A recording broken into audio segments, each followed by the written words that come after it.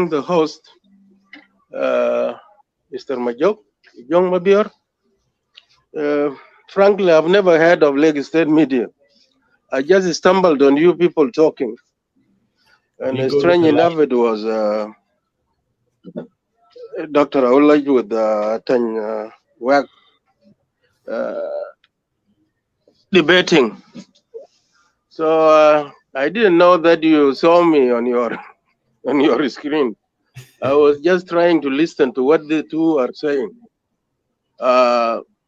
Well, I'm satisfied that the two have no differences after all. They both agree that there is corruption, and even Atany calls it a monster. It grew up into a monster in our presence. Like me, I don't deny that. I don't isolate myself. No, I was reflecting on what I've been a part of the system from the day one, and if there is to be accountability, I think I'll not be out of what had taken place in South Sudan. So what I would like to underline here is just very simple. The things I said are the things that exist and everybody knows them. It's only that I've aired them out, but everybody was saying all this. Even Atany himself in his own private places talks about it. After all, I wouldn't believe that Atany would differ with the village on these issues of how we are governing this country, because I thought they were great friends. And even the day your warrant was released, Dr. Olaj, I stumbled on Atany in Palm Tree Hotel, I think. He greeted me and then he told me, come and greet my friends. Well, when I entered, I didn't see you, but all the secretariat or members of your the dialogue group were there, were inside. They included Dr. Meding, Maniam, and I think there were about 4 people. But I knew that there was warrant out for your arrest. There was another 4th person. So I greeted them, and then I went out. And when I heard that you were wanted, I felt that maybe you were hiding in that hotel under your friend's protection. And actually, even a rumor came out that it was Atany who smuggled you out, that took you to the UN airport. That's the rumor targeting me, actually. I'm not targeting you. These were the things that were being said. So when I saw you people talking, I didn't see that there were any difference between you. We all agree that there's something wrong. Now, as a liberator and a political commissar in the movement, I was taught to believe that revolution, people do not go for revolution because a certain general is angry or a president is angry. There must be subjective and objective conditions that can force people to take up arms or to ask for a revolution. They exist in Southern Sudan, like they existed in the autonomous South Sudan when we took up arms. We were not following John Garang or following Konatem or Gaitut. Everybody has his own grievances with the system. And that's how all we converged and when we organized ourselves, because the subjective conditions that Khartoum was dangerous for us. The Arabs were not good people. There are so many subjective conditions. They were one time slave masters. That can make you hate a certain ethnic group, and especially when they are in power. Objective conditions are economic situation of the people which they exist now. Now, for instance, there is a stagnation, there is no development, there are no schools, there are no health centers. These are objective conditions that any conscious citizen can fight to get these rights. You cannot be stagnated while you see others moving so fast.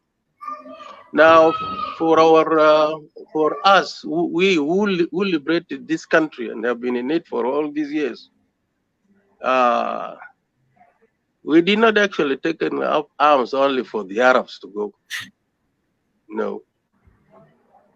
Even now that the Arabs have gone, we still have issues that we took up arms still with us here. Marginalization did not go with the Arabs. So we still have a problem of illiteracy. We still have a problem of health. All things that constitute a good living do not exist. Those are enough as objective conditions for anybody to ask himself. Now, I was asked a certain question: why are you talking up now when you did not talk before? I don't think if anybody knows my history, I've always been talking. To the extent even I lose my membership of the movement one time. Because what I see as the truth, I always say it. And I thought that you were of that sort also. Now, taking advantage of me now, of what I said, to be arguing in such a way that to excite the authority, to take measures on me, will never hold water. You have your own problems that you must handle. Attain liberation is not over. I know the president is a good man, and both of you all agree he's a good person, but some people took advantage of him. And at least I will talk to you about two groups who are responsible for all our problems. And I've already mentioned them in my last speech. The enemies we identified when we were fighting, and they were embodied in our manifesto, were the bourgeoisie and bourgeoisified elites. Who are the bourgeoisie?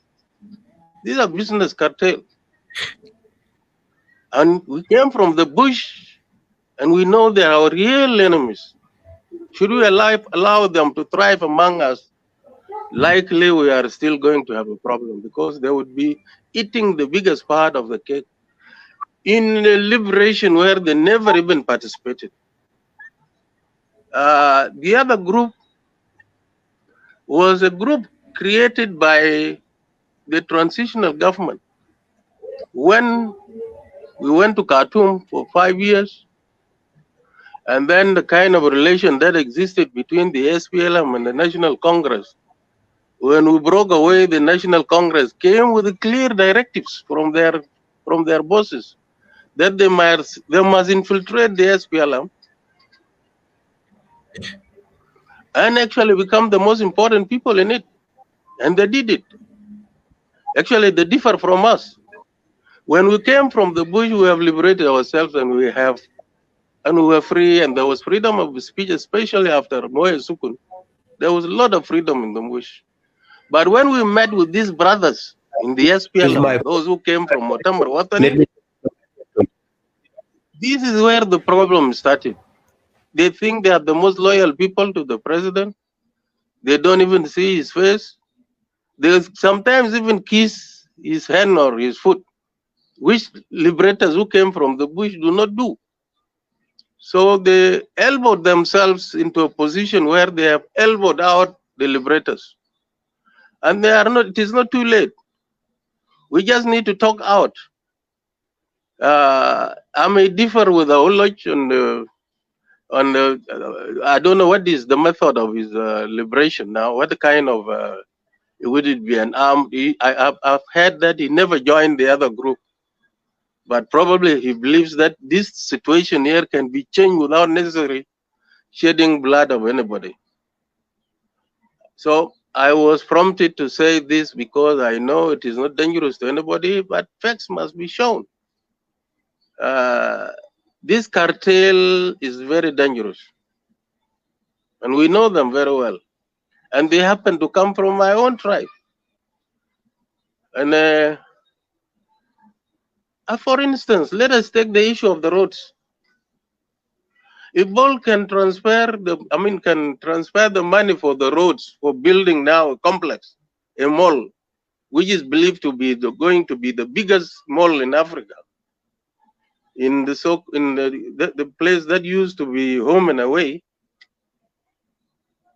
then why should people keep quiet? If you can use the money that were meant for the road, even for calling that conference we went in, organizing that thing for the SPLM, that money didn't come from the coffers of the government. He was the one who paid that money. And then if you can pay that, where did he get that money? It is the money for the roads that he has diverted for political activities. And these are the reasons why we are talking out. And I'm sure even if yourself, you will not support that. Now, for you to tell me that I've been in the system and I have no right to say this and this, what is secret in Southern Sudan? There's nothing. We see everything. If some members in the office of the president can even conceive a very big project going up to 52,000 without the president knowing it, like the palace being built here, and he went even to mess up the president by even including the children of the president in the contracts, in the subcontracting. These such people who do such things are the people we are fighting. Now, like when Bolmil says that, he's making the road and he chased away the Chinese, and he said he would be continuing with the road up to Wau, to Kwajok, to Awil. If he goes and he starts the road from the village of the president, leaving the rest behind, can we keep quiet? He's actually messing up the president. He's messing the president, and you have the guts even to protect him? That's not correct. It is our duty actually to protect the president. That is what has been taught to us in the bush. He is my president, he is my commander-in-chief, and I will protect him from the bourgeoisie and the bourgeoisified elites that have infiltrated the movement. That's my contribution, at least. If it were, I was not prepared for this. But hearing this, I don't think you have any differences. All that we need to say that the president always goes with the majority. If they know that if people air out what we feel is not correct, he will change. We do not need to remove him, but he has to listen to the voice of the people. And we should not allow these security organs that were trained for 5 years by Salah Ghosh to gang up with the businessmen, and then they have actually taken the president hostage. Now, actually, who is the head of the security here? Is Tut. And you know him, and you know his background. And now he's the one in charge of our own security. Do you think a real revolution who fought and that suffered in the bush can allow this to happen? We will talk out. At least this is a small contribution I can add. Otherwise, Dr. Ulrich, yours was an open letter. You did not actually address it to me. That's why I kept quiet for this period. I did not answer it because it became something for the consumption of the people of Southern Sudan, like what I did.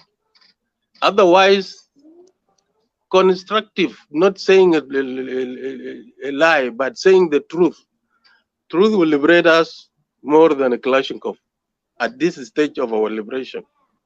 And there is no way we can help our people until we say the truth. Thank you very much. Wow. Thank you so much, Governor Aleu, for giving those remarks and actually reaffirm your positions in regard to the viral clip or audio rather that went viral for the last 2 weeks now.